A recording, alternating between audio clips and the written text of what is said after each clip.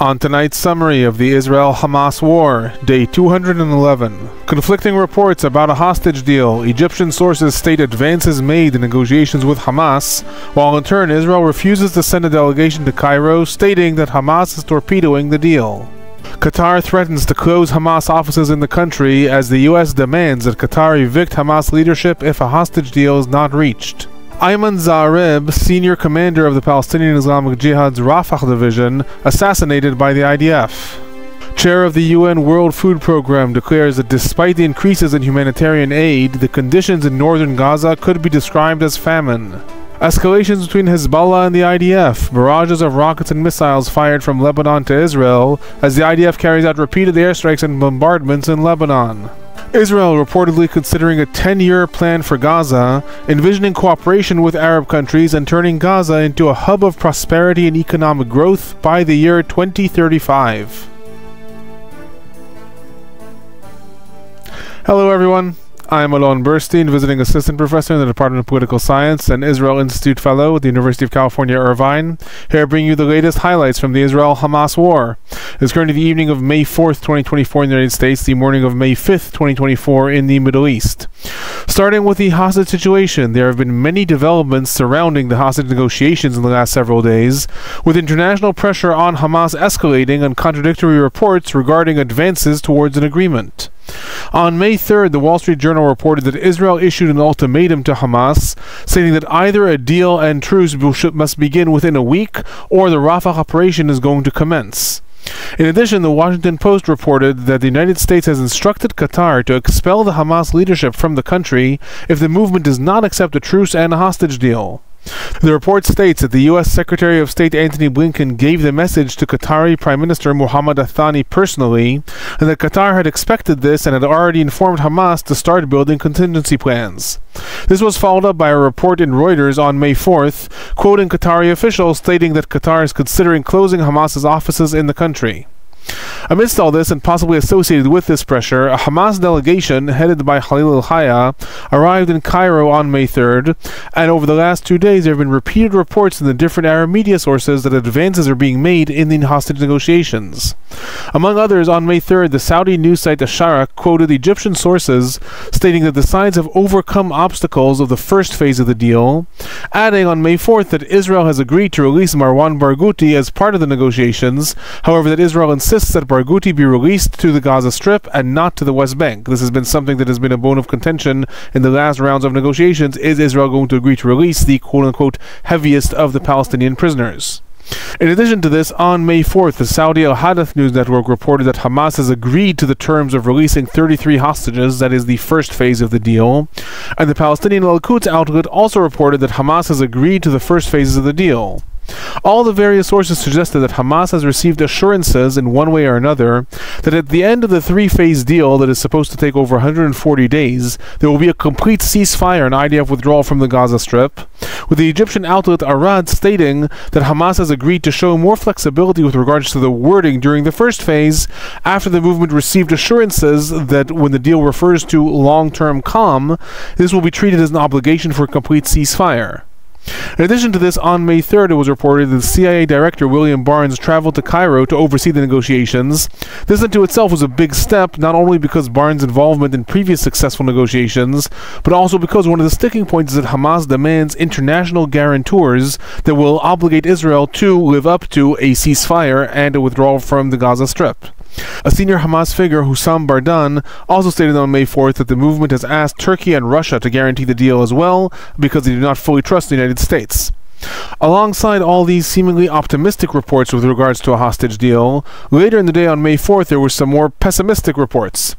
Among others, statements were made by Hamas leaders that the movement has not relaxed its terms and will only agree to a deal in exchange for a complete ceasefire, i.e. stating that Hamas is not going to accept still vague wording or assurances later on. Israel also tried to scale down the optimism and clarified that it has not agreed to a deal that includes a complete ceasefire. Israeli Prime Minister Netanyahu put out two statements throughout the day, and this is very unusual that he would put out statements on Saturday. In Israel, that is very uncommon. One stated that the IDF will invade Rafah whether there is a pause in the fighting or not, and the other stating that Hamas hasn't given up on its demands to end the war, and Hamas is the one torpedoing the deal. The statements were put out anonymously, as senior Israeli officials have said. However, leaks confirmed that these came from the Prime Minister's office throughout the day. In addition to this, it was later announced that Israel will not send a delegation to Cairo for the negotiations until more positive signs are shown by Hamas.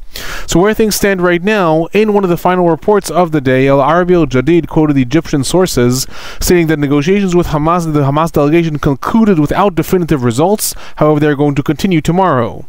In Israel, there's less optimism being reported than in the international and Arab reports.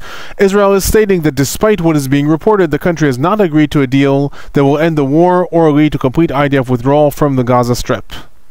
Other news related to the hostage situation: in the last 24 hours, the remains of Eliakim Liebman, who was on the list of those kidnapped on October 7th to the Gaza Strip, were located in Israel at the scene of the attack of October 7th. Liebman was a security guard at the Nova Festival, and some of his remains were accidentally buried with those of others who were killed in the attack. With that, the number of hostages held in the Gaza Strip now stands on 132.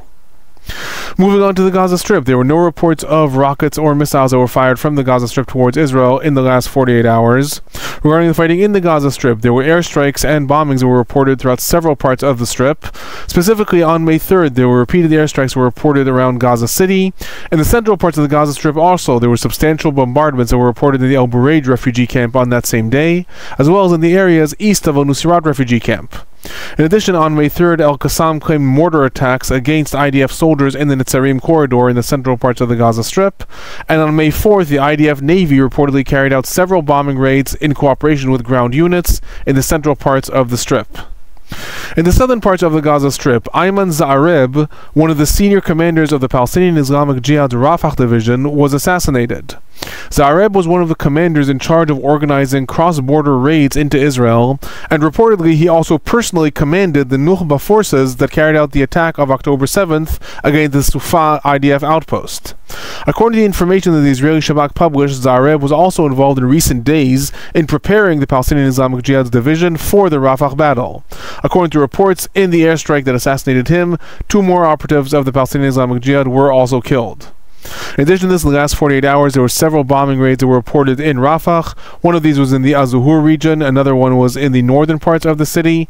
There were also airstrikes that were reported against launching sites in the areas of Han Yunis. Other news related to the Gaza Strip: amidst Israel's reported ultimatum regarding the Rafah invasion, i.e. that it could start within a week, Politico reported on May 3rd that the IDF has given the Rafah evacuation maps to international aid organizations as well as to the Biden administration. The report, which stated also that Politico staff saw the maps as well, details the evacuation of 1 million Palestinian civilians from Rafah towards safe zones in and around the Al-Muwasi refugee camp. This is the coastal area north of Rafah, near Han Yunis, along the line that leads towards the central parts of the Gaza Strip, i.e. to Deir el-Balach. According to the report, the IDF has already begun shipping tents to the area, although the report also adds that it is uncertain how so many people are going to fit into these designated zones. Responding to these reports, the White House stated that this is one of the options that Israel is considering, but not the final plan for the Rafah evacuation, and again reiterated that the United States has yet to see a comprehensive plan for the IDF operation in Rafah. Other news related to the Gaza Strip: the French Le Monde newspaper published a report on May 4th stating that Hamas and other terror organizations stole over 66 million euros from different banks within the Gaza Strip last month. The report quotes several different officials of the Bank of Palestine's different branches, including the main one in Gaza City, stating that in several different rounds organized militants raided the banks, in one case stating that they are from the high authorities of Gaza, which is a code name for Hamas. According to the estimates of Le Monde, they absconded with upwards of 66 million euros. In addition to this, amidst reports of a hostage deal that may enable internally displaced Palestinians that are in the southern parts of the Gaza Strip to return north, on May 4th it was reported that committees have been establishing in the Sajaiya area in the northern parts of the Gaza Strip near Gaza City to begin cleaning the streets for the possible return of Palestinians from down south. These are some of the images that emerged from there, showing people that are actually trying to clean the streets in hopes of Palestinian civilians that will be able to return to their homes, or what is left of the northern parts of the Gaza Strip, specifically in this case, Sajaiya. Regarding casualties, no IDF soldiers reported killed since my last report on May 2nd, leaving the total number of IDF soldiers that have been killed in the Gaza Strip since the invasion began on 263. 3 IDF soldiers reported injured in the Gaza Strip in the last 2 days, bringing the total number of IDF soldiers injured in the Gaza Strip since the invasion began to 1,606. The Palestinian Health Ministry in the Gaza Strip is reporting that 58 Palestinians were killed since my last report 2 days ago, bringing the total number of Palestinians killed in the Gaza Strip since the war began to 34,654. 77,908 Palestinians reported injured in the Gaza Strip since the war began. I remind everyone that estimates suggest that there are still 7,000 to 10,000 Palestinians that are missing, presumably buried under the rubble of the different bombings and likely dead. Moving on to the humanitarian situation in the Gaza Strip. Despite the increases in humanitarian aid that has been entering the Gaza Strip in the last weeks, the chairperson of the UN World Food Programme, Cindy McCain, stated in an NBC interview that from what her organization has been seeing on the ground, the northern parts of the Gaza Strip are suffering from the highest levels of hunger that could be defined as famine. The World Food Programme has been warning about the severity of hunger in the north. However, it has yet to define it on the highest level. The report also suggests that hunger is going to spread from the north down south, depending on if there is a Rafah invasion or what is going to happen in the trajectory of the war. Other news related to the humanitarian situation: on May 3rd, it was reported that 400 humanitarian aid trucks carrying food, water, medical supplies, and shelters, as well as fuel and cooking gas, entered the Gaza Strip, and 56 containers were paradropped into the region. The IDF also reported that 22 aid trucks were coordinated for entry into the northern parts of the Gaza Strip. Moving on to the West Bank. 2 weeks after settlers in the West Bank carried out riots that lasted several days and 4 Palestinians were killed in these riots, Israeli police arrested on May 3rd a 35-year-old Israeli settler from the Beit El settlement on suspicion of carrying out one of the murders in the Palestinian Beitin village. The Israelis charged with murder as an act of terrorism, revolving around the death of the Palestinian teenager Omar Ahmed Hamid. Regarding IDF activity in the West Bank in the last several days, between May 3rd and May 4th, a major IDF operation took place in the Deir al-Rusun area near Tulkarem. For over 12 hours, IDF units surrounded a house where a wanted Palestinian was held up, and gun battles ensued. Drones were activated, as well as engineering units that ended up firing missiles at the house. 5 armed Palestinians were reported killed, and 1 IDF soldier was badly injured. Palestinian sources later reported that among those killed were Allah Sharita and Thamer Fakaha, both of whom carried out a deadly shooting against an Israeli settler back in November. In addition to this, other IDF activity was reported in several different regions of the West Bank. Notable raids occurred in the Bakat al-Hatab area near Kalkilia, as well as the towns of Jama'in, Beita, and Sebastia near Nablus. Moving on to the northern parts of Israel, southern parts of Lebanon, after 2 days with almost no rockets being fired by Hezbollah, there were substantial escalations in the last several days. Regarding rockets and missiles, a barrage of 10 rockets were fired towards the areas of Mount Meron in Israel. Hezbollah drones were also intercepted and shot down above the areas of Julis on May 3rd. Other rockets were also fired towards the areas of Klil, Yarka, and Abu Sanan. There were also rockets towards the Kfar Yassif region. Hezbollah claimed on May 3rd responsibility for border incidents near Itaron, as well as near the Shuva village, firing at IDF soldiers. In addition to this, El Qassam Brigades, Hamas's military wing in Lebanon, also claimed rocket fire from southern Lebanon on May 3rd, however it was not reported which of these barrages that was referring to. On May 4th, anti-tank missiles were fired by Hezbollah towards the areas of Shtula, and rockets were also fired towards Mount Hermon. Hezbollah also claimed several different border incidents near Hardov in the last 24 hours. Regarding IDF activity, on May 3rd, simultaneous rounds of attacks targeting Hezbollah structures were carried out throughout southern Lebanon, specifically in the areas of the Kila village and Marun Aras. In addition to this, Hezbollah infrastructure was also reportedly attacked in the areas of Binjbil and Itaron. On May 4th, IDF airstrikes were reported in the areas of Tir Herfa, targeting a Hezbollah military structure. In addition to this, artillery fire was also reported in the areas of Anakura, Hanin, Merohin, as well as Al Matmora. Al Manar also reported IDF artillery fire in the areas of the Halata village. Other news related to the confrontation between Hezbollah and the IDF. Al-Ahbar, which is a Hezbollah-affiliated news site, published on May 3rd details about the recent French proposal for a diplomatic resolution of the situation between the sides. According to what was published, the deal includes 3 phases and really mimics the French proposals that were already given several months ago. In the first phase, it will be a complete cessation of fire between the sides, and UNIFIL will deploy its forces along the blue line, that is the demilitarized zone between the sides. 3 days later, in the second phase, armed groups in Lebanon will be required to dismantle their facilities, including warehouses, tents, and towers, and evacuate all their forces to at least 10 kilometers, that is roughly 6 to 7 miles, north of the Israeli border. It is explicit that this will include the Radwan force as well. In this phase, Israel will stop all of its air activity above Lebanon. Beirut will return to the tri-party meetings between the sides and begin deploying some 15,000 soldiers of the Lebanese army south of the Litani River along the Blue Line with the facilitation of UNIFIL. Within 10 days, the third phase of this plan, meetings will commence between Israel and Lebanon to resolve border disputes based on the framework from 2017, and international efforts will focus on strengthening the Lebanese military at this point. It's important to note that in the past, both Israel and Lebanon have looked favorably upon this plan. A similar plan was also proposed by the U.S. Special Envoy to the region, Amos Hochstein. However, it's also important to note that while both the Israeli government and the Lebanese government have both indicated in the past that similar plans would be acceptable to them, Hezbollah has repeatedly stated that they are not accepting the plan, they are not going to voluntarily pull their forces north, and they are not considering any end to the war until the war ends in the Gaza Strip. So while Israel and Lebanon may agree to this, Hezbollah is the critical party that is yet to agree to such a framework. Some political developments over the last several days. In Israel, it was reported on May 3rd that the government is attempting to activate the law that will allow the Minister of Communications, in consultation with the Prime Minister, to shut down Al Jazeera in the country. The law was developed during the war, granting the government the authority to do so if a network endangers the country's national security. According to reports, on May 2nd, the cabinet was already due to vote on this matter. However, it was postponed after the head of the Israeli Mossad, Dadi Barnea, warned the government that this will have repercussions in Qatar and may harm the negotiation process. Right now, that has been suspended. However, the government is reportedly waiting to activate that law and close down Al Jazeera. Other political news. The external leader of Hamas, Ismail Haniyeh, concluded his 2-week visit to Turkey and returned to Doha in Qatar on May 3rd.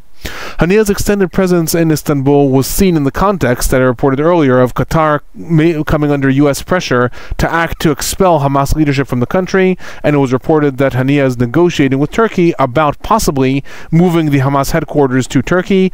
Other locations that Hamas has mentioned the may move is to Oman. However, also Hamas leaders have stated that they will possibly move their headquarters to Jordan. Jordan responded in turn, saying that they will not allow Hamas to set up in the country. Other political news. Amidst the concern in Israel that the International Criminal Court, the ICC, will issue arrest warrants against the Israeli Prime Minister Netanyahu, Israeli Defense Minister Yoav Gallant, and the IDF Chief of Staff Herzi Halevi, on May 3rd, the Chief Prosecutor of the ICC, Karim Khan, issued an unusual statement saying that threats against the court or himself are a violation of international law and must cease immediately. In the last several days, it was reported that a series of countries, including the United States, are applying monumental pressure on the ICC to not issue such warrants. Likely that is what Karim Khan is referring to when he says pressure on him is not going to change his decisions and it must stop immediately. In addition, there were major protests that broke out throughout Israel on May 4th in response to the conflicting reports regarding a hostage deal. Tens of thousands of people are calling upon the government to reach a hostage deal, while at the same time other protesters are also calling upon the government to stop negotiating and order the Rafah invasion. Some news regarding the future of the Gaza Strip and possibly where this fits into a regional deal with Saudi Arabia. On May 3rd, Thomas Friedman published an article in New York Times detailing Saudi Arabia's demands as part of the normalization negotiations that it is holding with the United States. According to the report, Saudi Arabia is demanding a fixed plan of 3 to 5 years, paving the way towards a Palestinian state that includes a Palestinian Authority undergoing substantial reforms and becoming ready to assume responsibility for such a state. The second condition is a settlement freeze in the West Bank, and a third condition is the complete idea of withdrawal from the Gaza Strip. It is also noted in that report that both sides, Saudi Arabia and the United States, are very, very skeptical that Israel's current government is going to be able to live up to these demands, and that they are possibly seeking different avenues of a deal just between them, bypassing the need to have normalization with Israel as part of this regional deal. Possibly related to these Saudi demands, however, in a different report in the New York Times on May 3rd, it was reported that Israeli Prime Minister Netanyahu's office is considering adopting a plan that was developed in late November by a series of business people, laying out the foundation for transforming the Gaza Strip into a thriving regional economic center. The plan, titled From Crisis to Prosperity, planned to transform the Gaza Strip from an Iranian affiliate to the moderate axis, envisions a three-phase plan spanning across 10 years, thus it is also titled Gaza 2035. I'm not going to get into all the stages of the plan here. However, I will say the three phases include massive involvement and investment of Arab countries who are either at peace with Israel or are part of the Abraham Accords, such as, in this future vision, Saudi Arabia, the United Arab Emirates, Egypt, Bahrain, Morocco, and Jordan, and a gradual plan to create Marshall plans, i.e. plans for economic growth, de-radicalization plans, and prosperity plans, and positioning Gaza as the epicenter of trade and industry in the Middle East. While it seems completely far-fetched right now, and the pictures that are part of the presentation of the plan are somewhat substantiate how far-fetched this seems, I am still presenting it here since it was reported this is one of the plans that are currently being debated, and it may be the way that Israel is going to try to present plans that can match what Saudi Arabia is saying, concrete paths towards a 5-year plan that leads to a Palestinian state. Again, at this point, that is speculation. Those are just reports that were published in the last several days. If you find these summaries informative, please do remember to hit that like button, subscribe, turn on notifications when new reports come out. If you have any questions or comments, feel free to leave them in the comment section below. That is my summary from the last several days. Thanks for watching.